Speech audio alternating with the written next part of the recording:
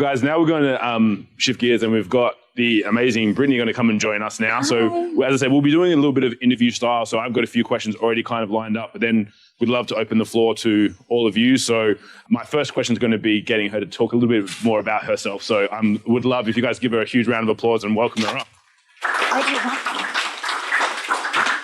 Wait, that way? Okay, I was like, where do you want my physical being?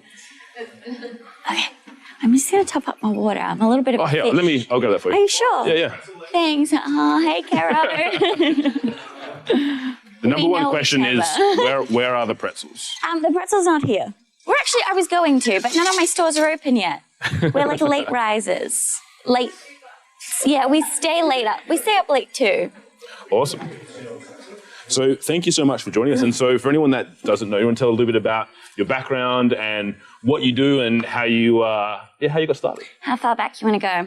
It's 1993. I'm from South Africa, which is like a really big part of like why I do what I do, because my parents are immigrants, obviously. So super hardworking, blah, blah, blah. We came over though, divides entire fortune by 10. My parents had it really good over there, but they're super hardworking people, massive work ethic. But yeah, struggled with the money. So my whole life I was really like included in that conversation a lot. And it was like about like how you need to ensure that you're making money if you want to get places. But it was always really fun. Like my parents didn't make this like this dire sort of thing. It was like kind of exciting to me as a kid. So I think that like I'm really artistic. So I'm a branding expert by trade. And I went through Curtin University and did all that. But it was funny because everyone always really typecasted me as being super creative, and they were like, she's artistic, la, la, la, la, la. But if you really look back, I was like a business person from day one. There's not a singular artistic pursuit I didn't take up and try and sell when I was done. Like I would make pillows, try and sell it. I would like, we do cooking, I'm trying to sell it. But it only really kind of came out when I was like maybe like 22-ish, where I was working with a lot of other companies, and not toot my own horn, but I was like, I feel like I would be better running your company than you. So it's sort of like at that point that I was like, maybe I should go and get an MBA. They cost $100,000. I don't know if you know.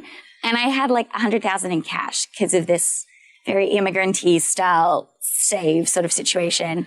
And I was like, okay, cool. We can take it. We can go get an MBA, or we could like go get an MBA. So that's where Pretzel Northbridge came in, which was my first store. And basically I just like, blew the whole amount on it, and kind of just said to myself, like, if it doesn't work out, I will be just as poor as every other 22-year-old I know. So it's not really a problem. But what got you, why would you choose, like, not why would you, but what made you choose pretzels? Like, of all of the things, and you've seen these other businesses and you've gone and done design and things like that, like, why did you go? 3 major reasons. Number one, extremely naked as a brand. So it's only really ever been done super unsuccessfully and really terribly from a branding perspective.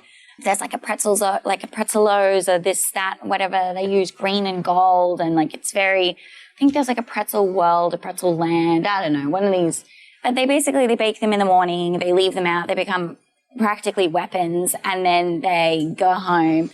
It's pretty much used as like an immigration situation as well. Like a lot of the families would not actually be genuinely interested in the product. It was a very cheap franchise to purchase into. Bad name.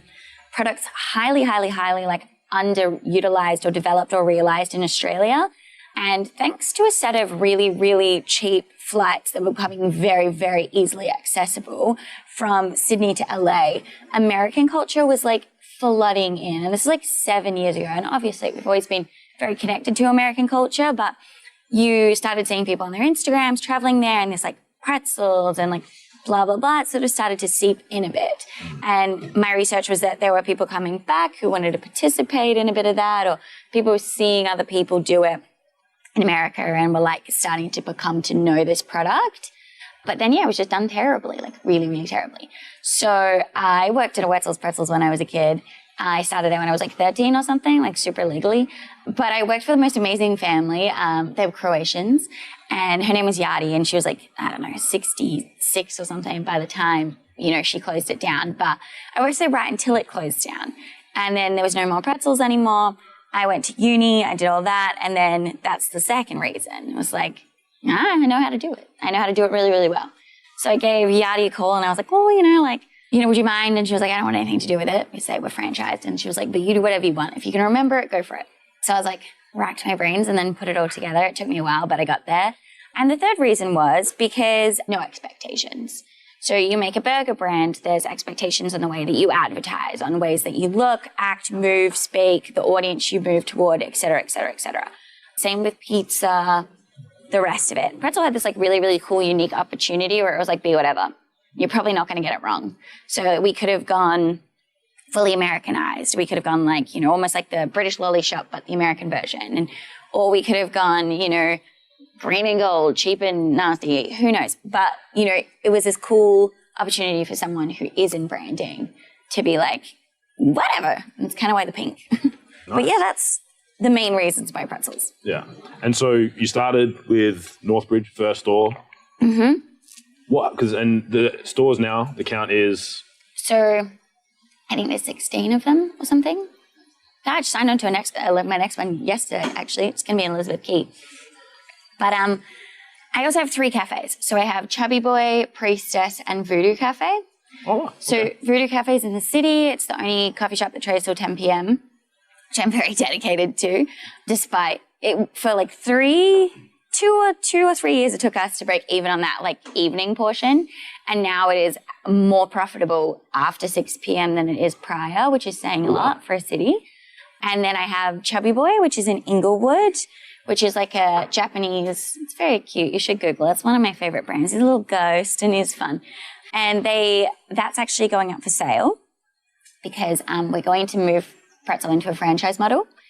It's very legal, so it takes a lot of focus, and I have mad ADHD. So, that's kind of how the cafes came about anyways. They were like little side projects for you to keep yourself. Just to keep me interested. So Chubby Boy's on its way out, and then my other cafe is called Priestess.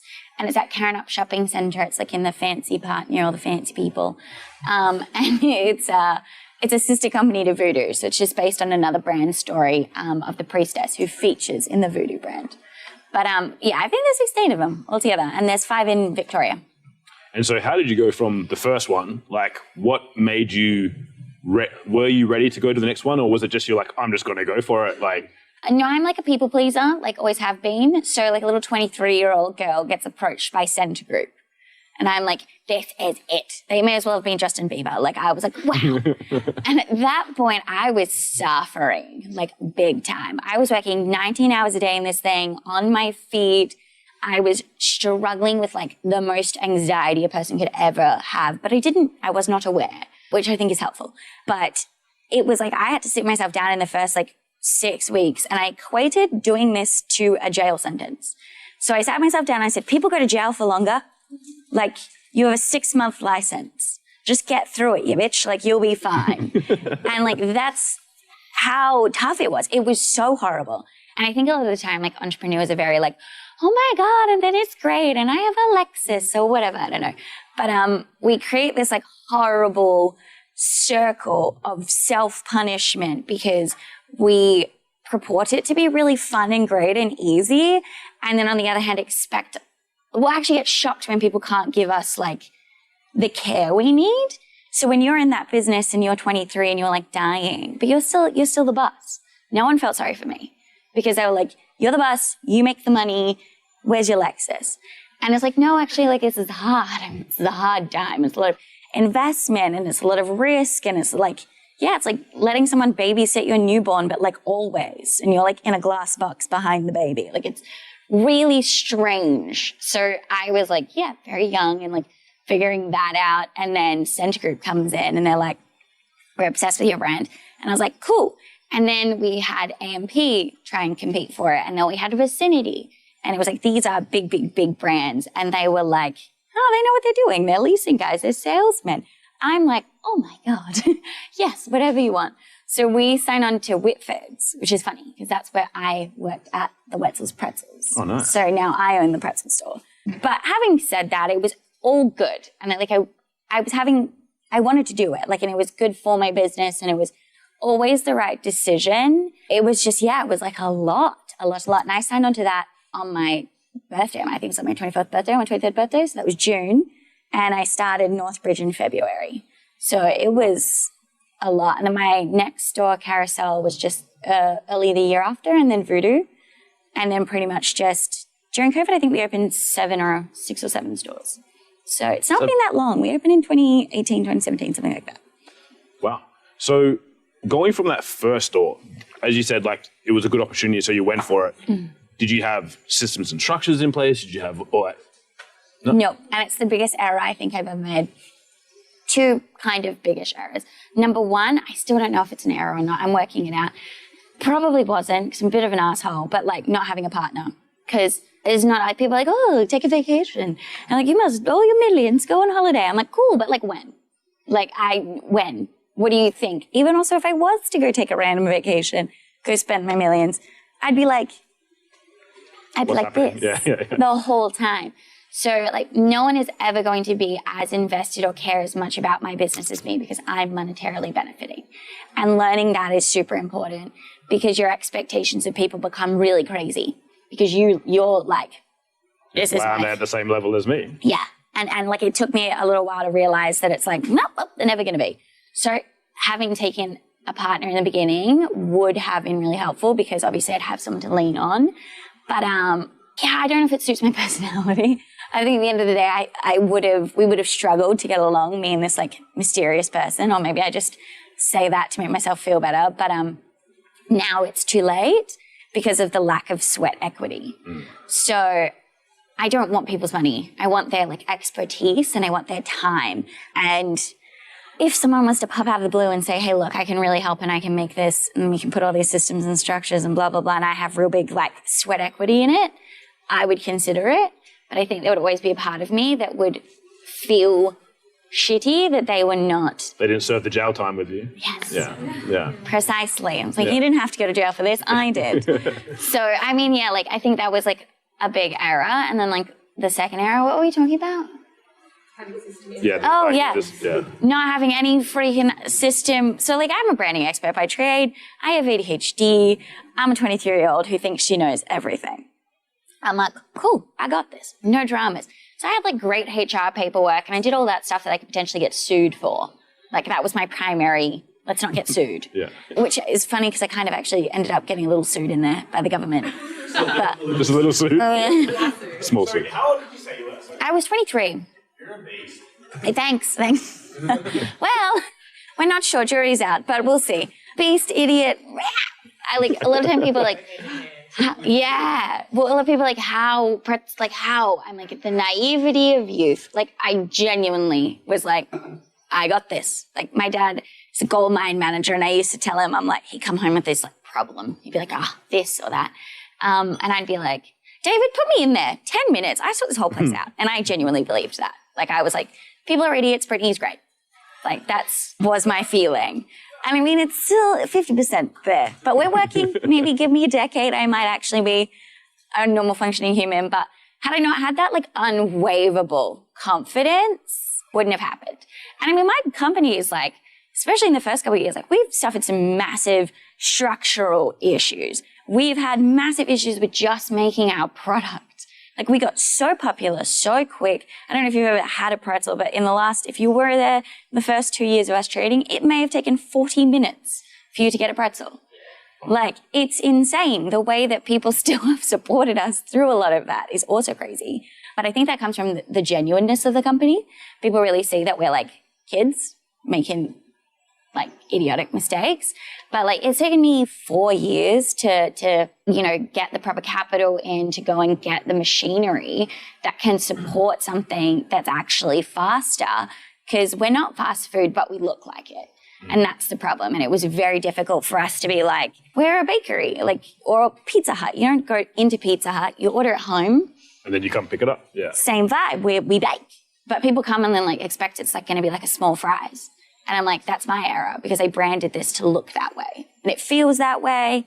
And then people are like, why am I waiting an hour? I was like, there's like 50 people in front of you, and this is a shipping container. What were you expecting? Where do you think my factory is?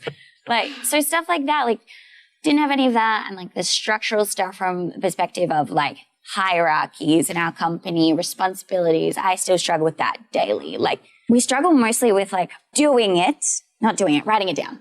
We write it down, we make it pretty. I send it to the little design guy. He makes it beautiful. Everything's great. Implementing is horrendously difficult. Like, so hard. And like follow-up is so hard.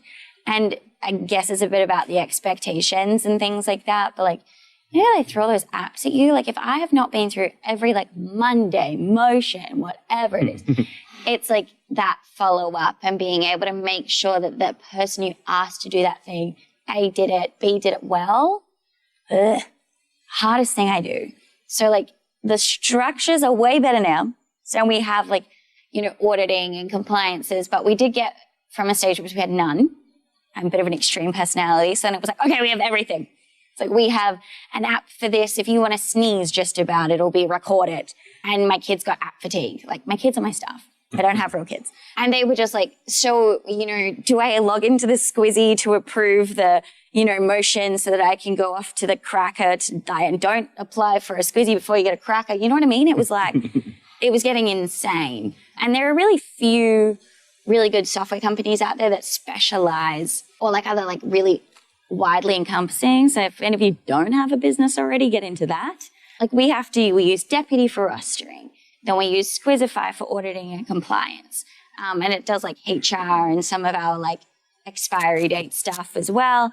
But it's not completely comprehensive and neither is Deputy. So we also have portions of Employment Hero. And then like, it's very like one on the other, on the other, on the other. And making your own structures is great, but it depends on the scale of the company. So we're in a real awkward stage now where it doesn't make monetary sense to be spending. I mean, these things start costing you like $22 a month per employee. Like that's... How many employees you got now? Like close to 350. So that's a sizable chunk. And these apps do not get cheaper. The more employees, the more expensive.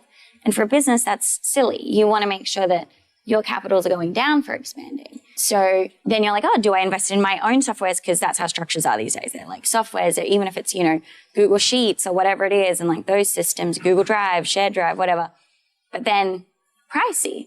So you're in like a strange phase where not sure if we, you know, really invest to go down our own path or if we on-sell those apps to our future franchisees. Not sure. And being you mentioned before, obviously, like having yourself fully invested, not taking on a partner early. Why the franchise model, where obviously you'll be dealing with a lot of other people, kind of on like a partnership perspective? Yeah, see, like the dealing with the other people is definitely a punish, but like I feel because I have really high expectations. But COVID taught me like lesser of two evils. Which one do you want? Would you rather hazard a chance at some people who probably will really care because they're monetarily invested? And maybe, yes, the likely I will catch one. There will be one bad one. That's fine. There's going to be. So like I'll have one Karen a day. You know what I mean? But is that worse? Or is running around like a headless chicken relying on 17-year-olds? Which pain would you prefer? And I think, again, it goes back to that like entrepreneurial, like it'll be awesome. And you're going to be great and you're going to get to make every decision and you get to be in control of everything. I've never been more out of control of something that I personally pay for in my life. Like between the government and I'm like my staff, like my staff come to me and they're like, I'm entitled to this and I want this and you need to pay for it. And I'm like, checks. I'm like, yes, actually true. There you go. Have that. And like, it's ridiculous. And half the time, like you're paying for a service you don't really even get. So it's like, yeah, it's funny because you don't own these things. They're yours, but you don't own them. You're subjected to a lot. So it's like, oh, I already do that. So why not like bring some people on? Why not have some trust? Why not give that a go? And I would like, it's good for me as a human, probably as a CEO as well, to stop being able to micromanage everyone the way I can. Because I have this fun thing. I'm like, oh, I'm a micromanager. I let people know because I'm like, that absolves me then of the consequences of my micromanaging. But it doesn't. So COVID was difficult as well because like we opened 5 stores in those 2 years, I'm pretty sure, in Victoria. That's a long way to fly if you can't come back. And it, you know, we had no visibility on the stores, just what we can see through auditing, etc. And obviously kids are smart. They worked really, really harder actually, to evade a lot of work than if they had just put the time and effort in. We had some managers who were, putting more time and effort into faking photo shoots with a clean fridge than cleaning the fridge. Yeah. Yeah, exactly. So people will surprise you, but they always got their money and they got paid, and I couldn't call up Fair Work and say, hey, bro, they didn't do their job. Fair Work would say, that's your problem. So the people who are going to franchise, however, if they don't perform, they don't get paid.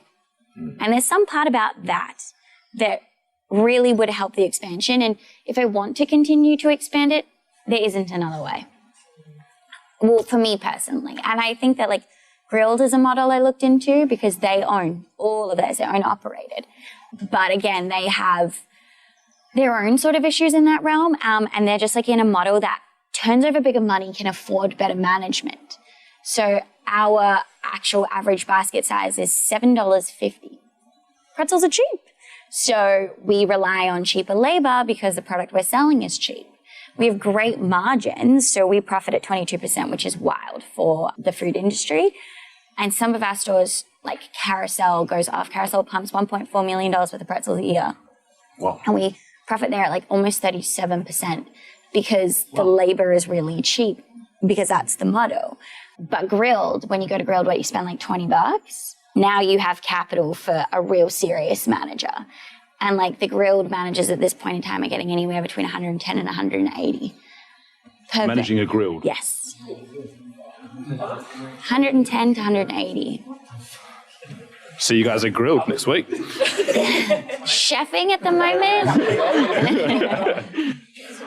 And it's a good job and it has good perks and they're really supportive and it's a great, it's because no one wants to do what we want. If I want to get a full-time manager at 3 a.m. at Northbridge, I'm looking at the 120, 30, 40 mark.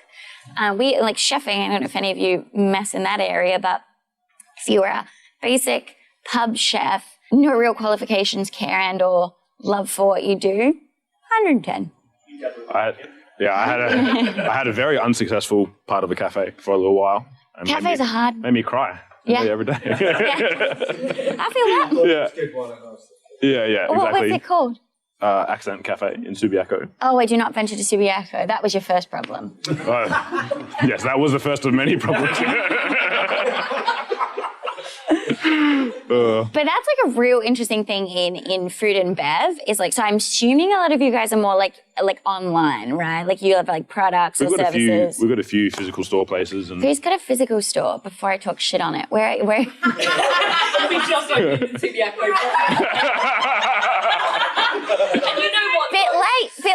So fair because it was a shithole for a hot minute. It's getting there. It's coming back hard, and I wouldn't do it with food, but we're in high-end jewellery, so it's a jeweller's loop. You're in the right area, Area for that particular which is what I was going to say. Yeah, thank you. No, I genuinely mean it. Just yet. I do genuinely mean it. Your issue is you should petition to council about parking. That's what fucked Subiaco up. So when I see something that's wrong, one of the first things I try and do, because I try and teach this to my kids, is why? Because I get a lot of my staff who are oh yeah, I saw that was really fucked up the other day. I worked a shift at Northbridge yesterday because now I'm on this micromanaging training rampage. And I was guys, and she was oh yeah, I saw that was broken. And I was so you didn't want to? She's nah, I didn't know how to fix it. I was cool, you didn't alert someone. We have a process for it. We have an actual structure, but whatever. Implementing is tough. But yes, they're where was I going with this? What were we saying? Oh yeah. So I try and figure out why. I'm what the heck? What is the problem? And I did that with Subiaco because we do a lot of research. I did the research about 2.5 years ago. They changed, so I can answer that for you. There was a guy on the board who was there for decades, and so you remember they used to have the Subi Oval? Yeah. He held the same rent, the same everything after that shut down, and he was pretty much there as the OG, and so blocking everyone's... Welcome to Leaderville. Yeah, blocking everyone's request for different parking, lowering rent, different places like Mecca couldn't open and things like that. Yeah. He moved off the board 2.5 years ago. Oh, there you go. 2 years ago, actually. So we're starting to see all of those different businesses come back, and the rent was lowered. Yeah. So many new spots. So many new Mecca's new one's stunning. Reasonable. Yeah. So it was just, an OG guy just holding his place and not letting things change or updates. Because you can actually, revisit. you can see what patrons have complained to the council about. And that was primarily it. It was like, I am not going there because I can't get to the parking. B, I'm going to have to pay a fortune for it. And there was like one guy who like wrote a whole long thing about a freaking smashed avo, and I'm sure he's a boomer or whatever. But like, it was like a whole thing about, and he was completely correct. He was like, my breakfast was going to cost me as much as my parking. So he's like, so I opt out of this area because I don't see value in that. And unfortunately, you have put yourself in a position where you are married to the council, to the area, to the people, the way people think about Subiaco. I do that when I have my shopping centres. Like Carousel, I'm married to that opinion. I'm married to the opinion of Karen Up, you know, with everyone in their little wealthy da-da-da-da-da. Like, that's what you become associated with. And, like, you invest in that. So I like to make sure that I'm, like, doing some serious, like, who are my boomers with the avocado and how can I help them? And if I can't, then I'm like, I'm straight out of that area. And that might have been what affected yours. If you were going to pay $4.90 to park for your $3.80 coffee. Yeah, there was many problems. I wouldn't have chosen that spot, but yeah. You live, you learn, you know? Exactly. Plus, it's very difficult. Like, cafes are holistically insane. And, you know, again, I always try and figure out why. The why for that, for me, at the moment, is this ridiculous notion that people need to measure the way the world is working based on the price of a cup of coffee. How impossible is it for you to actually raise your prices when everyone is only really fixated on your product? No one's like, I don't know, the price of carpeting has gone up. You know what I mean? Yeah, exactly. Whereas every single morning people wake up and they see like that stupid Today Tonight thing where they do the same basket of groceries. Yeah.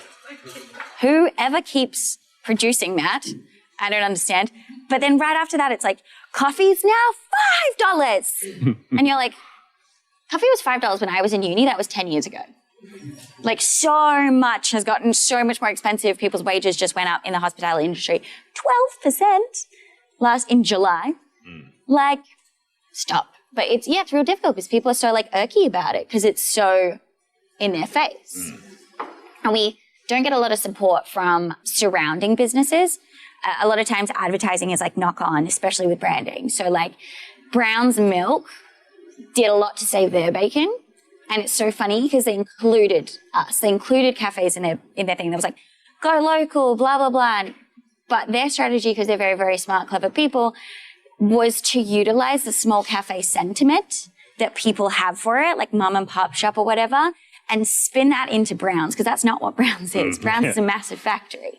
And they make millions of dollars. And so they stole the sentiment and then made people go to our cafes, but at not one singular point said, support your local cafe by allowing the increase of milk prices. Support us to charge the cafes more for milk supply. So it was ridiculous. Like, then everyone's like, you know, we're supporting local. We're running to freaking Woolworths to go and get the, you know, I don't buy the one that's like the $2 one. I try and buy like the Browns one. But they didn't say that sentiment in support of cafes. They should have had an entire campaign that said, go to your cafe and tip your barista. Go to your cafe, pay more for your coffee because we're charging them more. And we're the ones who are actually getting paid, well, the cafes are paying. Like, that should have been the correct metric, but they didn't go that way. And we're, utilized a lot. And like, we're like the butt of everything. You know what I mean? You're like the stopgap and then you have to cry. It's a tough time. But yeah, I wouldn't recommend a cafe if you're doing that. Because I've got plenty of questions, but I'd love to open up to you guys. Anyone have questions they want to ask? Hey. Go for it. Hi, my name's Katie. Nice to meet you. I just wanted to ask, now that you do have such a large expansion across different locations, being quite young, I started DC when I was 23 as well, Paris. Paris. Nice. Business partner. It's weird that you guys don't sit together. We did it on purpose. Oh, I was about to say, is that like a thing? Yeah. Okay. I'm like, Damn, should we even say my brain was like, is it trouble in paradise? No. Well, that's nice. This gives me hope for the partner thing. Yeah, absolutely. But I guess my main question is, obviously, that level of naivety is something that definitely drives you. You're obviously someone who constantly re-educates yourself and looks for those resources, but you do have to hire someone at some point. Who would you say your best hire was? Why? And when did you do it? It's a very good question.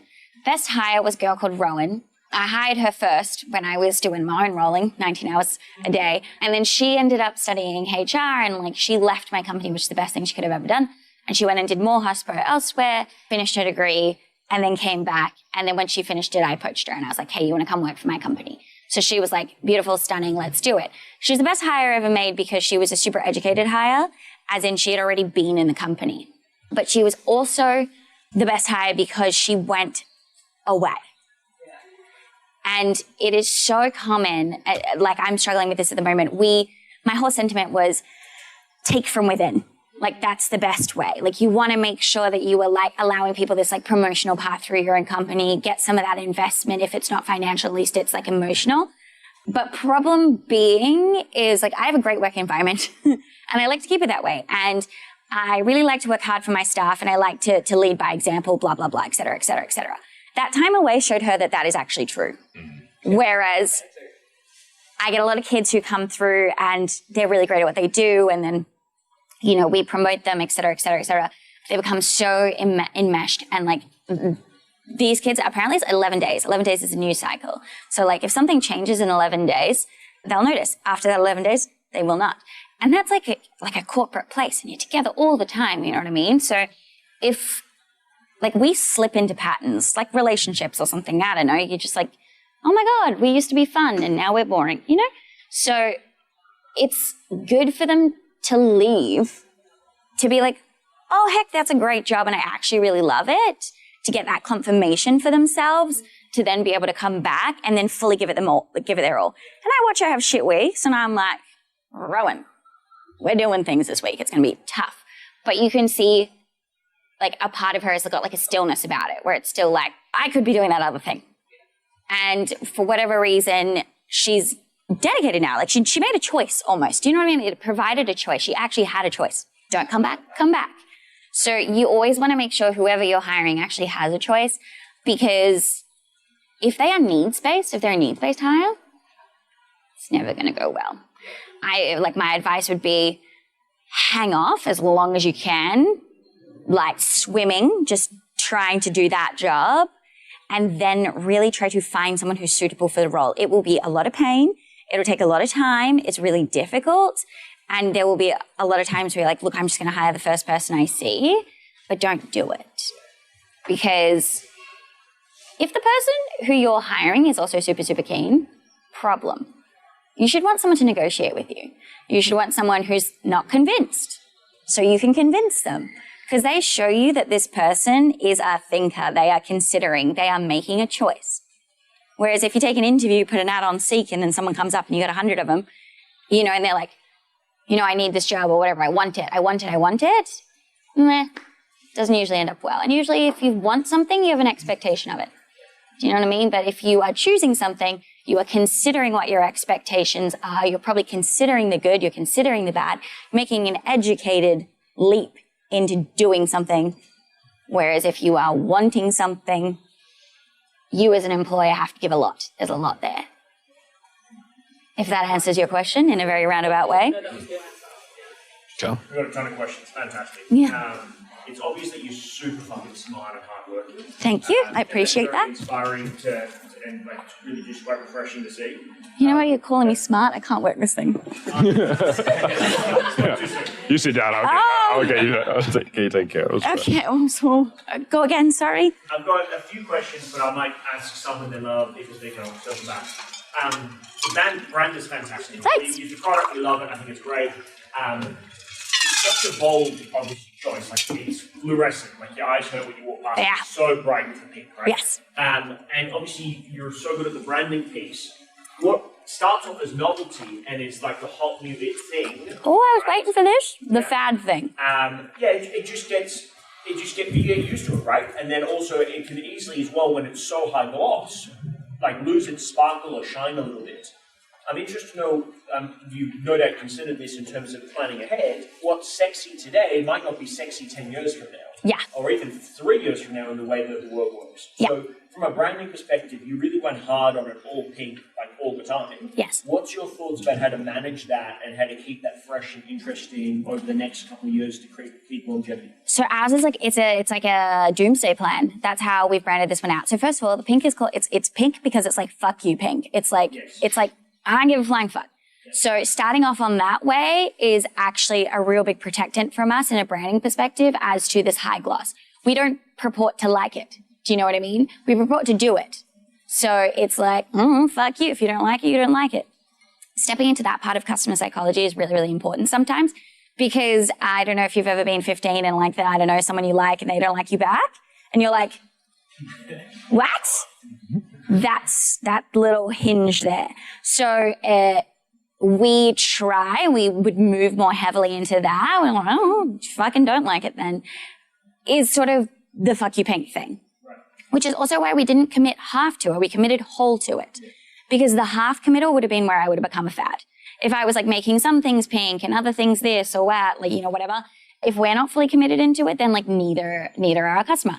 The other thing is that we are anti-culture. So we are a conversation. There are a lot of people who will not come to our shop because they're like, it's so much pink. We have a lot of really cute old men though who are like, Beatrice, we cannot go in there. I cannot be in there. And like that says something to the youth that we employ that are really heavy users of our product, et cetera, et cetera. And then in that way, we are able to like basically continue and adapt the brand, but also it was purposely designed as just based on a color because it provides you with flexibility. So if you go and look at the evolution of all of my stores, there are some ones that would now, if I launched that store, would be considered really tacky. But we've been able to rebrand those. So most of ours, we actually rebrand every 2 years, like the physical aspects of the store and the way that they look, because it's just pink. So, you know, we don't have to change everything. We change a few things. And we get to moonlight and we get to do different things and look different. And sometimes we've got more of like a elegant gelato Messina look going. Sometimes we've got like a bit of like a funny, like we've got one in Doncaster that's really cool. It's like all Tokyo themed or whatever. And all of our stores have individual themes depending on my ADHD at the time. Yes. So if you go look at all of them, like if you have a little searchy search, don't look at the Instagram though. It's a long story, but our Instagram got professionally hacked and stolen. I can tell you about that in a minute. But so we're going through the process of refixing it because I basically threw a tantrum for a year and was like, we're not doing it. I hate Instagram, blah, blah, blah. But if you go on our website, you can see that they all kind of look different and they move differently within, you know, current times. The carousel one that we have just got redone into a pink bathroom because Euphoria was really a fun thing at that time. So everyone like loves it. And anyone who may have purchased before for the pure purpose of taking a photo in our store, they come back again. But we have a crazy statistic. It's like, I think it's like 37% of our customer base in Western Australia has visited more than 3 locations based regardless of their home location for the pure purpose of seeking out a new store, to have a look at it, see what it's like, be in its space, etc. But the doomsday plan I was talking about, so we've tried to make sure that we put some stuff in place to ensure that we're adaptable because yes, very quickly could become a fad. Second thing, we have a phenomenal product. Yes, it takes 40 minutes. Used to. It's getting better. We're at like 9 at the moment. It's phenomenal. It's a really good product. It's a really, really, really, really good product. And even when it takes long, we commit to baking it on site. We commit to making sure it's hot and fresh. We commit to flying in chocolate from Europe at the most expensive prices because there's just not a comparable option here in Australia. So if I was selling, I don't know if anyone remembers, it's called Topped Up Donuts. It's called a burn business. A burn business is basically like, I'm getting into this for the pure purpose of my advertising budget's like $100,000 and I'm going to all of those cheap, nasty media outlets and I'm going to, excuse my word, but like rape this thing for like what it's worth. And I'm going to sign on to like 2-year leases and I'm going to burn it at the end. Take the money, see you later. Cheap investment, cheap product. The problem is they're not interested in your second visit. They are not. Product was horrible. It was a shitty product. Looked cute. We all went, we bought one. Didn't do it again. I'm sure if you ever did buy one, if you bought 2, I would be surprised. But that's sometimes the metric. We've worked really hard to make sure that that is not our metric. And we actually are about our food, not just the appearance. The appearance is just an extra added fun. But back to the doomsday plan, good God, ADHD, it is nostalgia. So worst comes to worst. If you're ever put in a position where you're a fad, Welcome to nostalgia. In-N-Out burgers are the most successful in that transition. They're super Converse. Converse started off as a cheap brand for kids who were poor, if you actually get the whole history of it. And like my parents would not have been caught dead wearing Converse because they're not poor. You know what I mean? Then it went from that into like an alternative culture, and then it became seriously uncool. It was like kids my generation or whatever, we may have worn them, but like my staff 10 years ago would have been like, oh, no thank you. Like a Dunlop volley sort of situation. They had a really clever guy come on their team, I think, or I would assume, a girl, whoever, and they switched it into this fully nostalgic thing, that it's like Converse now represents nostalgia. And through that, they have managed to pretty future-proof their brand. Same with In-N-Out Burger. They were having a massive serious dive. They were no longer impressive or important. People didn't want to know about it. So they got onto a branding swing that was about nostalgia. Remember In-N-Out Burger? We were the OGs. Old, grainy photos of good moments. And people in times like this, particularly COVID, really suck into that. I don't know if you've noticed, but there's a massive regression in trends to about the 80s, which is not crazy because it's the last time we didn't have the internet. So while people love the internet, it is also the cause and the bane of most of our irritants. So nostalgia is really, really, really heavy right now, especially with Palestine, Ukraine, wars, dying, COVID, nostalgia.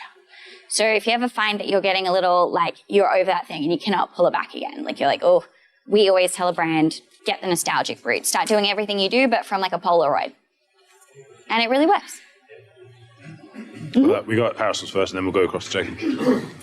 So, hi, I'm Harris. Nice to meet you. Kate and I have just opened our store at Subiaco, which was previously in Perth City. It's in our plan to actually open in the UK. And I guess like what I'd really like to hear from you is like, even if there's just one thing that we should think about for the store we're in now, like what should be completely solid before we even consider it? Are you more of just fuck it and do it? Yeah. Personally, yes. I would not touch fashion with a 10-foot barge pole. So that's what I would make sure was solid. Which one of you is going? Because you can't be together. What's this, sorry?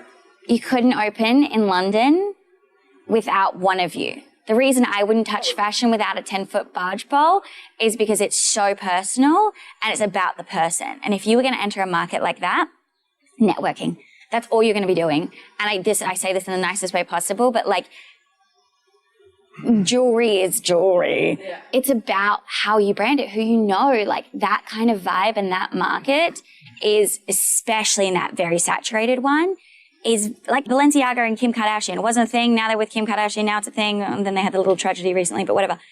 You need to be ensconced in there. So that's what I would make solid is your network. Okay. And you would have to maintain that network here in order to keep sales going, in order to fund that expansion.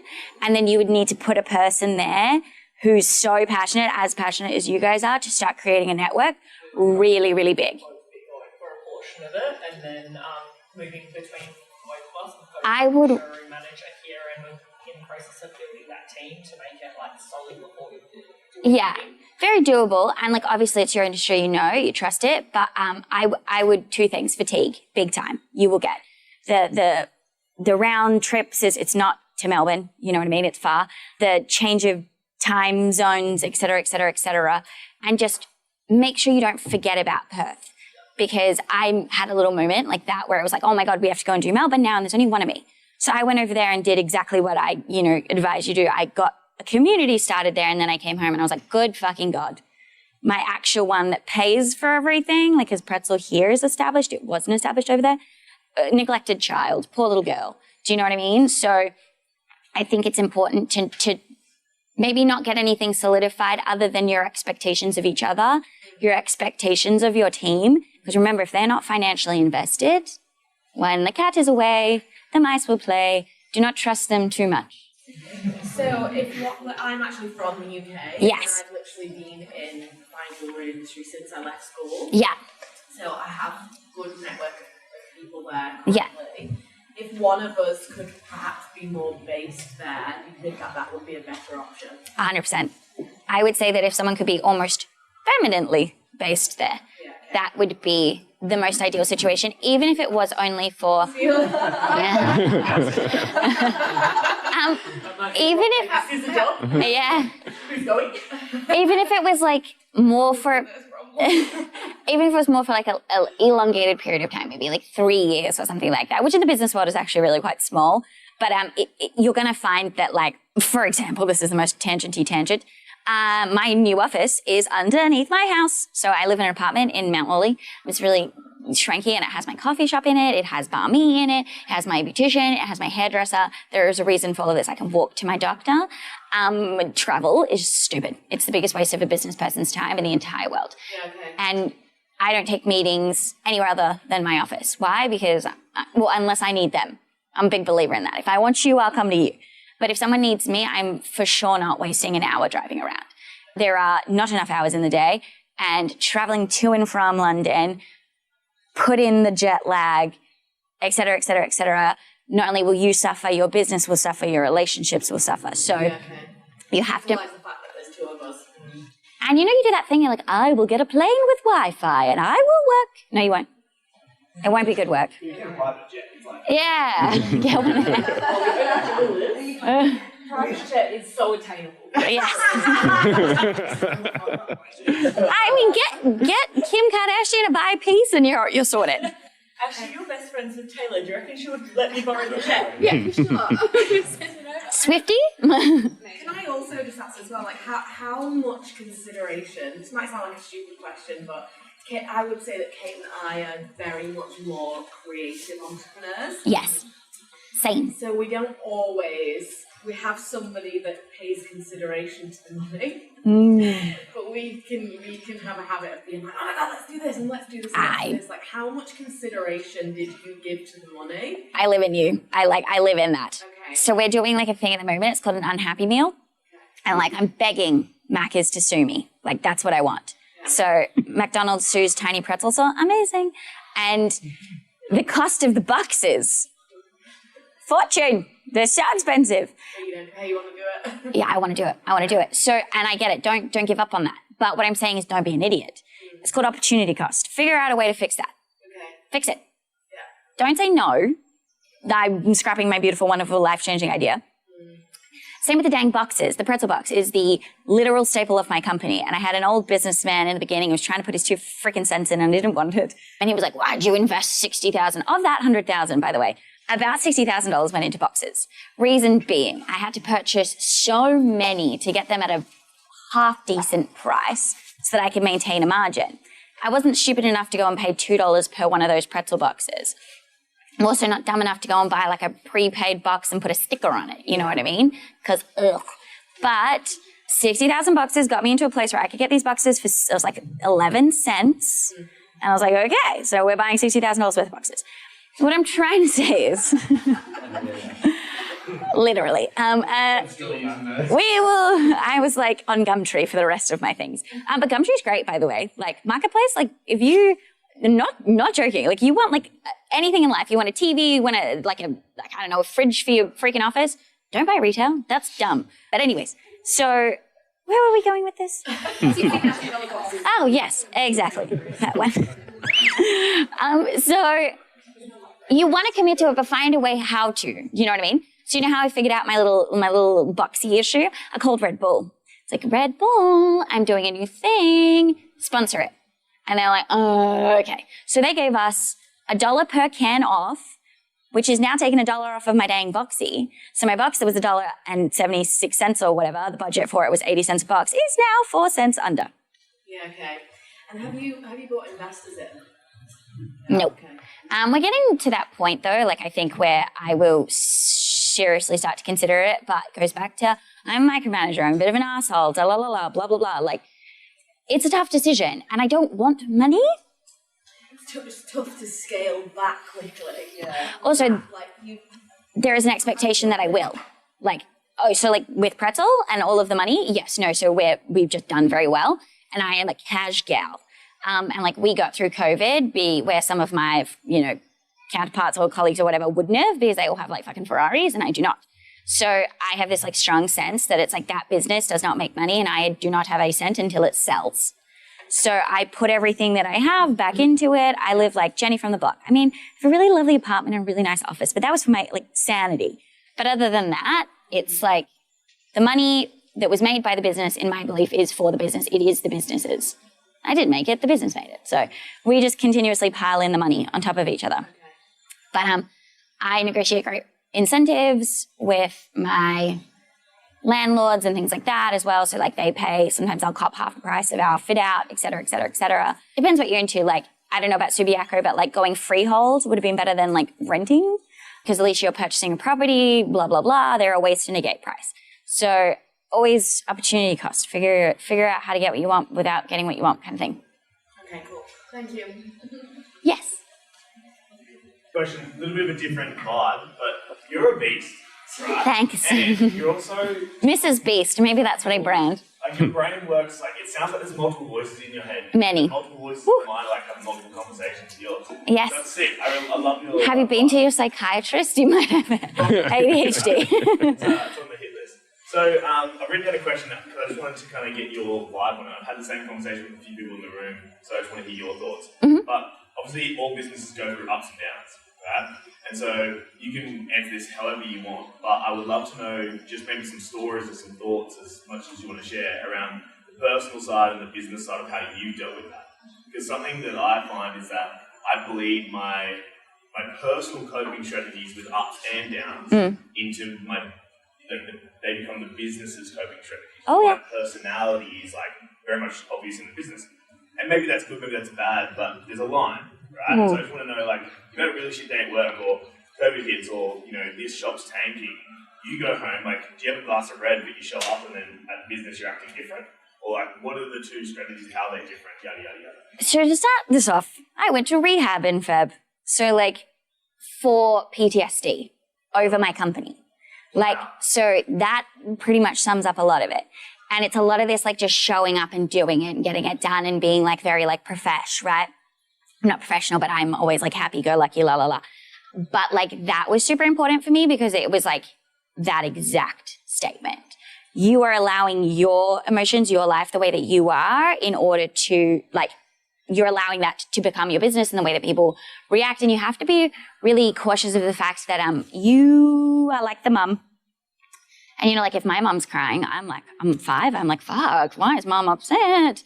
So you take that emotion on. Your employees will do the exact same thing. Having said that, like, yesterday I literally left in a tantrum. Like, I left at 4 o'clock and I was like, I'm going to pat my dog and I'm over you all. It wasn't about them. But I was like, someone couldn't turn an air conditioning on, so they didn't do it all day. And I was just like, what the very annoyed. But that's, like, very rare for me. I'm always very like, we've got this, we can do this. That is my job. It really is. And it's very, like, it's very easy to fall into a pattern of consistently doing it. So, like, the advice I would give is to just be aware of consciously, like, if you're actually feeling that way or if you're faking it. So either way, completely fine. You can fake it all the time. That's not a problem. Just be aware of that, because if you go upstairs to go and pat your dog, and you're, like, not aware of it, you're ignoring that, and that's when it starts to build up and become really difficult to handle. So as long as you're aware that you're having a shit day, I find that it's like, oh, better. Just, it is what it is. You know what I mean? But I really try super, super hard to not let that affect my employees. I try really hard to keep positive. I try really hard not to punish, but to improve. It's tough. It's long. It's, a punish. But that is my job. You know what I mean? Like, rarely do you ever get your own job description. You're never like, you're like, I am the CEO and everyone else job descriptions. But, like, the actual job description of a CEO is to do nothing but inspire, apparently. So you don't handle money. You don't handle marketing. You got a department for all of that. You got a COO, operations, you know, blah, blah, blah. Apparently all you have to do is inspire. So, you know, you're not very freaking inspiring if you're having a tantrum at 4 p.m. because someone couldn't turn on an aircon. So you're also validating. Hypothetical example, right? Like, that wasn't too... No, that happened. Yeah, no, that happened. Very specific. Yeah, no, yeah, it was very irritating. I was like, why? Come on, I pay you, turn on the aircon. Anyways, so it's like you start to validate that behavior. And so, but you also validate smushing. So that happened to me. I had a lot of staff who were very, very good in person. They were very not okay, like behind doors, because they watched what I did and they do what I do. They mimic me. They're like, Britt's always good. And I'm always good. So you got to watch what you're doing and be very highly sensitive to it, because you are a staple for them. But if you can show them that you can like have a feeling, get on with it, I think that's the best thing you can do. It's like, oh, that's frustrating. I'm super angry. Like, use the words. And then say, but how can we get around it? What are we going to do instead of it? Maybe everyone, let's take lunch now and have a giggle for half hour because this is annoying, and then we'll come back to it. Teach them to cope by coping yourself, but like out loud with words. Does that make sense? Yeah, that's really good advice. And just a tiny follow-up question for those who have questions. You mentioned something right at the end there that caught my eye. You mentioned like you had some really good face-to-face stuff, like that their engagements, the way they were showing up were amazing, but at home things are pretty rough. They're not literally at home, but behind closed doors. Yeah. If you become aware of that, so I'm in a similar circumstance right now with two of our main guys, and I'm questioning with myself, like, yeah, but I'm not like totally okay right now either. Like we've had a really, really hard year, and a year of massive growth is really, really hard. Yeah. And I'm like, how can I help them? Like, I'm still trying to figure out if I'm okay to sort my shit out. So just wanted to quickly get your touch on that. I know that it's a reward. So I know that sounds ridiculous, but it's like purposefully taking time out of the intentional day, and it must not be outside. It's never worked for me when I'm like, let's go after work for a drink. It's like, let's go during work. You know what it says? I care about you more than I care about my money. I care about you more than I care about productivity. I care more about you than I care about this business. And also you need to care about you sometimes too. And it says, whatever we're doing, whatever's going on, it's not that big of a deal. You have no idea how much taking someone out of their work day, regardless of the chaos, it's better if there's more chaos. Even like my little lunch thing, like, okay, we're like, shit's hitting the fan, let's go to lunch. Because it allows them subconsciously to be like, shit's hitting the fan and everything's on fire. But my boss has said, let's go have a drink, or let's go, I don't know, just doing something mildly entertaining, whatever. You'd be like, let's go shopping, and you choose. But it says that at the end of the day, this is just a business. It's actually not the end of the world. And you could be broke in a box on the floor on the side of the street. Trust me, it's not the end of the world. And the opinions people have of you, it's not the end of the world. It doesn't matter. It really doesn't. And I think it's very important at the end of the day to go home and go sleep and say, this is just a pretzel business. We just make pretzels. I'm not solving cancer, you know what I mean? So I think that doing something like that would help your staff a lot. And then you could, even just have a conversation with them. Be like, I know I can sense you guys are having a tough time, and I want you to know that this is not the end of the world.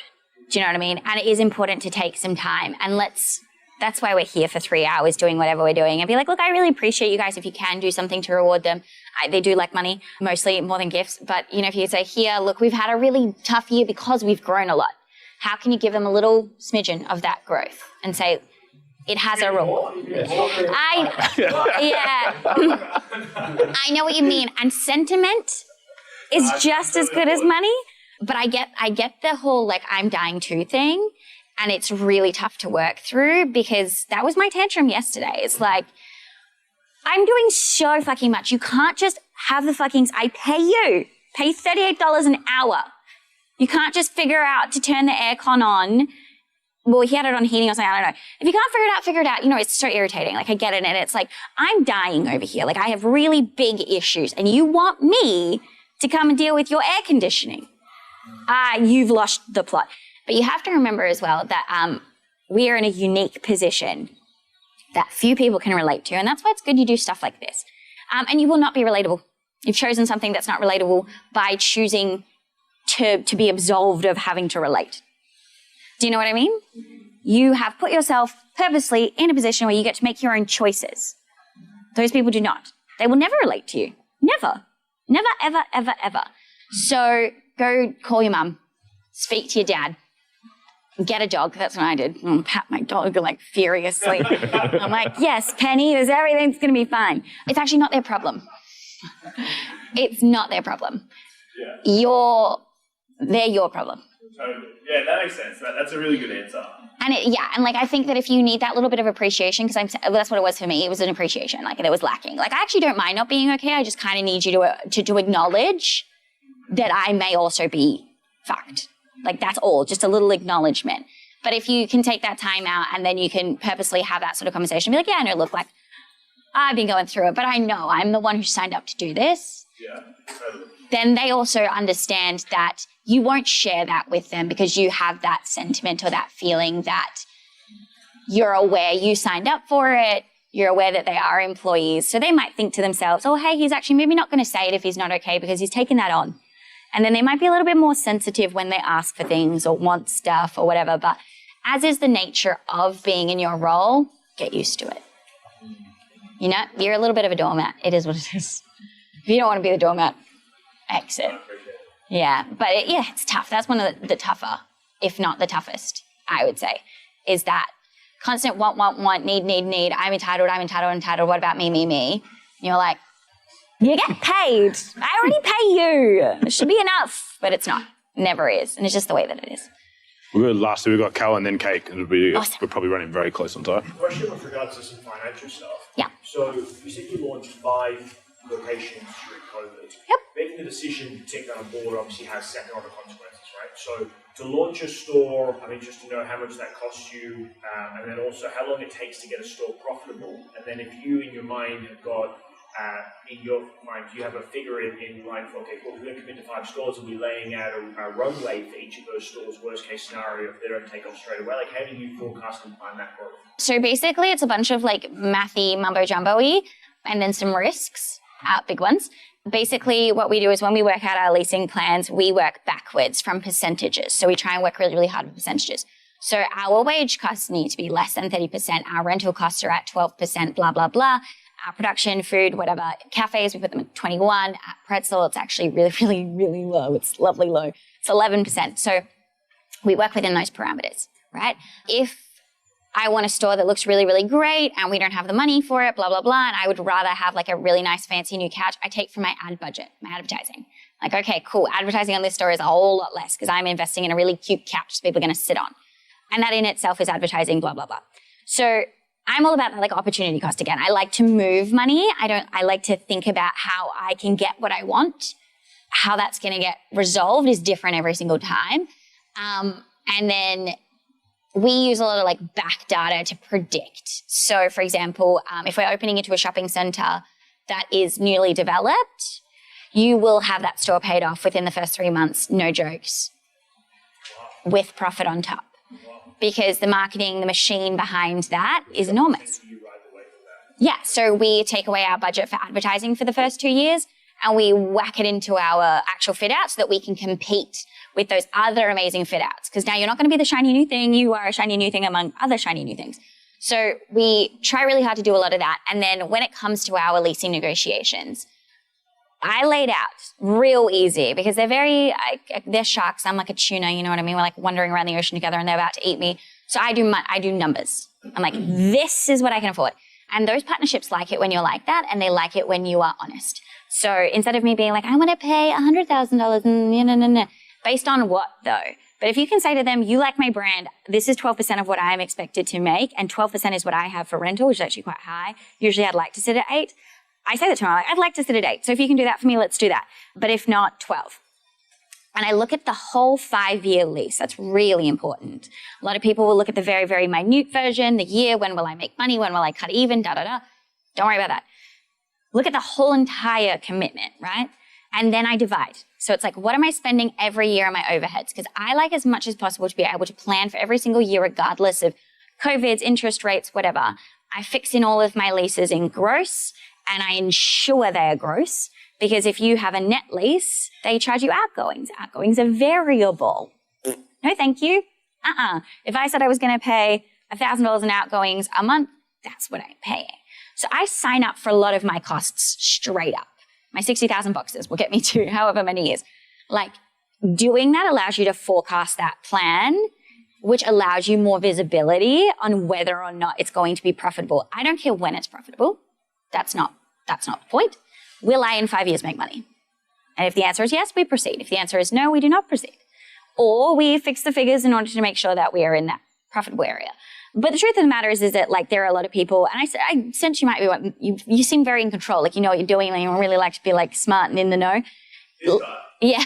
You gotta let it go a little bit because you're not gonna know, shit's gonna happen. So you just have to have faith that like you are a smart person making good decisions and that you've researched it. If you feel very strongly that you've done the research and that the numbers are good, don't go too deep. You know what I mean? At some point, worry about your time at that point. You know what I mean? Like spending 10 hours figuring out these very, very minute numbers. Anything can happen, anything. So we try really hard to like get a very good outlook, a really good forecast, a view, see what happens. And we have a backup plan, which is multiple stores. Sounds silly, like that investing in more stores would make us more risk available. We're actually more risk adverse. So probability, it's just probability. The chances that of 15 stores, 10 of them are failing, it's not actually that high. It's quite high that maybe 1 or 2 might. And in that case, you've got 13 that are fixing that for them. However, if you've got 2 stores, because you've been a bit slower on the uptake, a bit slower on the invest, a little too micro-investy, and then you get hit at one, I don't know, hurricane, fire, whatever, if you want Wanneroo, it might be up in flames today. Now you're really hit. So investing quite rapidly and like moving is actually sort of investing in your initial investment. So at some stage you do have to like make really big strides, but it's about making sure they are educated strides and you have a set of standards. As long as you've got a set of standards, a set of checks, things that you make sure you know, and like every time we fuck up with one store or whatever, and I'm like, add that into the check, we didn't think about that. Like now I'm getting charged for a grease trap. I'm like, what? Like add it in as you go, learn, know that you're not going to get it right, and don't beat yourself up too hard if like your forecasts weren't correct. Because the worst thing you can do in business is is shake your intuition. So just invest in a smart, reasonable, logical pace. Does that make sense? Yeah, absolutely. No worries. That kind of flows on to my question pretty well. Are you a numbers person yourself? Do you have a CFO? If so, when did you bring them on? How do you get your, educated and researched numbers? Like where do you get, in terms of like everyone obviously knows their numbers a little bit in business, but when you are making such long forecasts and expanding 5 extra shops and there are, different locations, different turnaround, different refits, who's helping you? I have bum bookkeepers, not accountants, not financial advisors. The reason I have it this way is because it's not beneficial for a financial advisor to know my business. I see you once a month and you're like, hey, it's going well. Like, I should know that, right? But it's a very time-consuming business and it's extremely, laborsome. A lot of people will go straight to investing in those really, really higher-end people because like the psychology is like, almost protective. You're like, if I have an accountant, I will be protected from all of this. That's their job, right? And I pay them a fortune. And so if I'm paying you a fortune, you should be able to solve it. Pay the bookkeepers. Pay the bookkeepers to keep the most amazing books in the entire world. Like my bookkeepers are good. And because they're really good, they are with me 24/7. They are doing a really arduous long task. I actually employ some girls from the Philippines as well because they're very cost effective to assist my bookkeeper so that she's got a little bit more time to be like, hey, Britt, your matcha went up from $32 for 5 kilos or whatever it is. It's like 250 grams to like 42. She's got time to like do all these little mathy things for me. And she doesn't have a great big ego. She doesn't charge a fortune. I don't see her once a month. Things are schmick. We all load all of that into a thing called Join, which is an app. Again, I'm app fatigue, but this one really works. Generates really cool reports. Like if you cannot Join, Joiin, integrate with Xero. And it's really great for multiple location businesses or multiple businesses because you'll find a lot of time if you have multiple businesses, you'll be taking from one and using that revenue to invest in another. You would do that with your blah, blah, blah. But you just let the app take your really good bookkeeping. So I don't have to do squat. I log in the morning and I run a little report that I like. Sometimes I run fun reports where I'm like, oh, I wonder what that's doing or whatever. It's kind of exciting. It takes me like 20 minutes. And I have a really good understanding of what's going on. I would never, ever suggest, and I'm a creative, so it's not my vibe, but I would never, ever, ever, ever, ever, ever, ever in a million years suggest allowing someone else to run your money in your business. Just don't do it. It's the core of it. It's like going out to sea and saying, well, I think I got enough fuel. We'll see. It's like, well, you could potentially just be out in the ocean with no fuel. Like that is what pays for everything. And whatever you love to do, if it's not money, the money's still paying for it. So keep an eye on it. Always veer on the side of caution. That's their job, right? Like, Yes. Yeah, exactly. And they will also... prevents how we Innovation, yeah. Yeah. No, and then like, when you try and explain to them stuff like, well, I mean, I have two guys called Chris and Vic, and they're wonderful accountants. They're super cool. But like, yeah, they deal with big fish stuff. And like things that I don't really understand. I'm like, salary sacrifice? I don't know. But let them do all that stuff. And then trust yourself to handle your own business. Your own business. Money's business. But don't put yourself through the rigmarole of trying to learn zero or being responsible for finding your own like invoices. Another really great one is Dext, D-E-X-K-T. When you get an invoice, you snap a thing. It automatically reads the whole thing. That saves my bookkeeper time, which means my bookkeeper has more time to go and find anomalies and fix things and like check on my cash and like blah, blah, blah. So your bookkeeper's still just like an outsourced, they're not like in the business full time? I've got one in the business full time. So she's like, pardon, go for it. Bring the full-time one on. So about 3 years ago, so we used to contract it out just because I didn't want people in my space. Like, to be honest, sometimes you're like, I will hire lots of people and it'll save me time. Mm-mm. No, it won't. Half the time it'll cost you more time. You'll just be doing more. So contracting was a really easy way for us to get out of having to have an employee. Same, we contracted payroll first because like, I don't know, if Jenny from bookkeeping wants to go on a holiday, I'm like, Jenny, who will pay the pays? I don't know how to do that. So contracting was awesome because that meant someone else was patting that bookkeeper on the back. Someone else was buying them a Christmas present. Someone else was bringing them in when, and they would find a replacement or whatever. So sometimes contracting is the best way to go. And they can be really, really great. But just maybe then, find someone to outsource. The Philippines, it's a website called Bruntwork, B-R-U-N-T work. Phenomenal for acquiring Filipino workers. And Filipino workers are... I flew mine over here just like 6 months ago because we'd been working together for like 3 years and I'd never met them. So I was like, come over, we'll have a holiday. They are the sweetest, kindest, most hardworking. They are really morally based and they are, if you get one, my only suggestion is they will not tell you if they don't know how to do something. They really do not like to bother you. So you have to like solicit a lot. Like, hey, Veronica, how did that go this morning? She'll be like, oh, well, actually, and you're like, oh, okay, what happened? But so don't rely on them as like a bulk army of people who are going to take away your responsibility. If that's what you're looking for, don't get them. But if you're like, hey, you could be doing my receipts and helping and like they're pedantic and great and their English is perfect. A lot of them are more educated than you would find in Australian. Do that. That's a great opportunity cost situation. But yeah, have a great bookkeeper. Don't worry about the fancy ones. Don't just like feel like because you're in business, you need to go and get all these fancy people. Yeah. You need consistent support. If I've said anything today, maybe that would be the most important thing. You don't need intermittent help. You need consistent support. If anyone wants to float into your life for like a minute, give you some advice and float out again, it's not what you need in a role.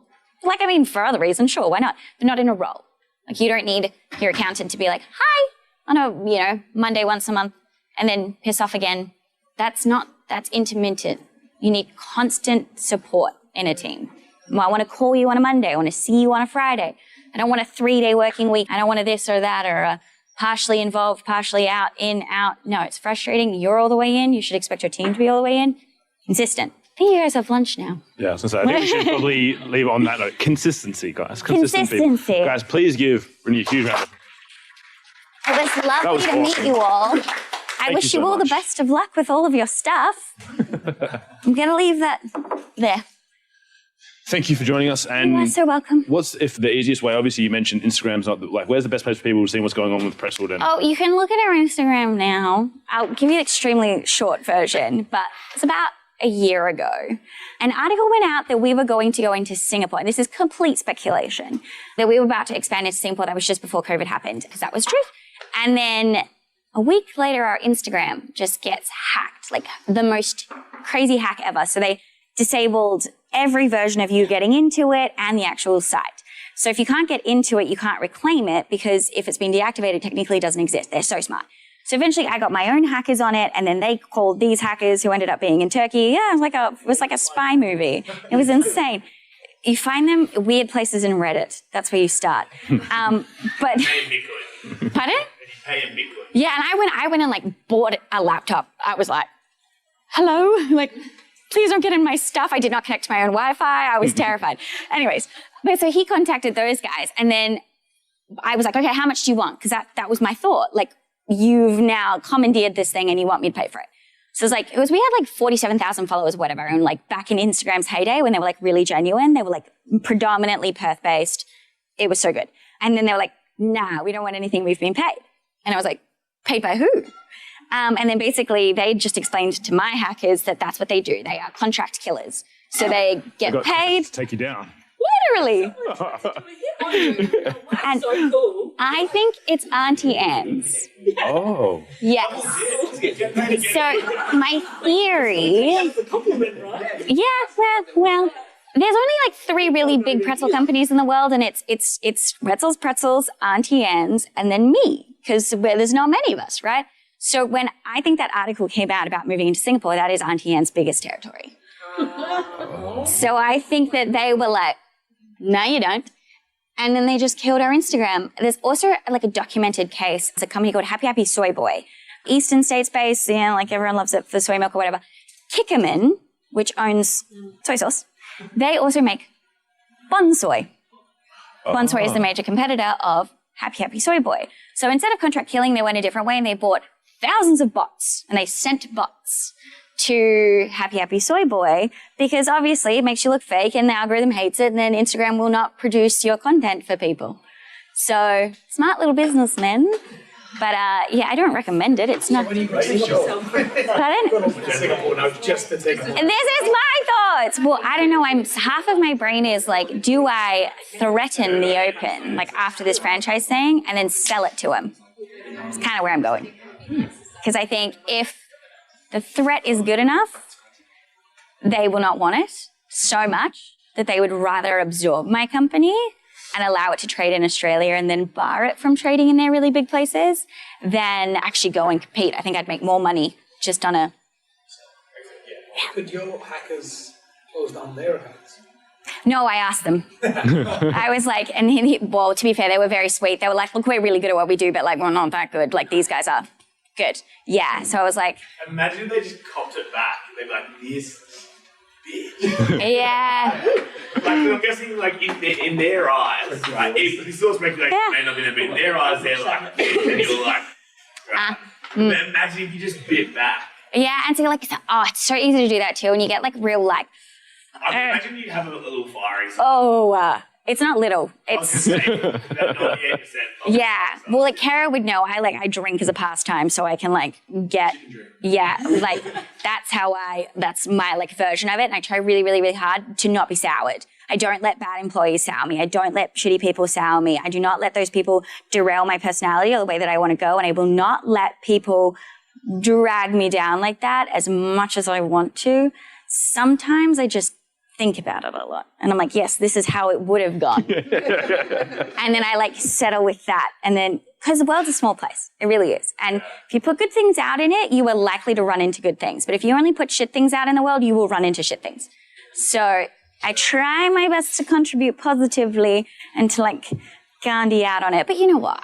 I bet you I would do it in some way. I'd get found out. It would be like on a newspaper somewhere in my whole company. And it would be, it'd be completely right because I did it. You cannot absolve one person's poor behavior. Like you can absolve your poor behavior with someone else's. You still did it. Yeah. And it also negates the fact that you could ever have been mad about someone else doing it because you did it. So I like to sometimes hold on to my justice. You know what I mean? Like now I can go out and be like, bad is Auntie Anne's? But if I did the same thing, I wouldn't be able to. But I don't know it was them. I don't know it was them. Totally. It's a very good. Yeah, you do. It's a very good guess. We're all leaving today. So Yeah. story about how bad Auntie Anne. Yeah. I'm like, Freely beyond. I don't know. I don't know for 100% sure. I mean, it could just be some random, like, Get Chunky or something. I don't know. But, like, doubt it. So, not sure. But, Get chunky. yeah, It's a my cookie place. Terrible cookies. You have to buy them once. It's a bad thing. All right, guys, let's please round of applause for them. Thank you. You guys, they're terrible. I hate them. I hate them. Like, your